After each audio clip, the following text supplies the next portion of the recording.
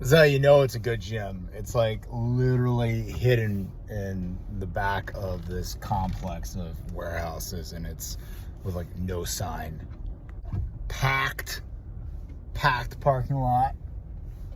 Guessing that's a lot of people here getting after it, getting after the gains. Please tell me this is a school for professional wrestling.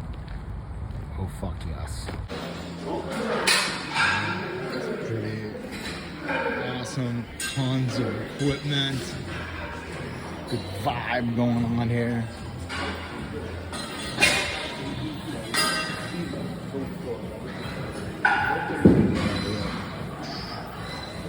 Something that's like a big A plus about this place is you hear those grunts and noise and effort and clanging of weights.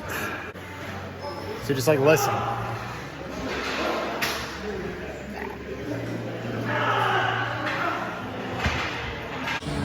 More machines, free weights, barbells, even more equipment in the back there. Fucking awesome.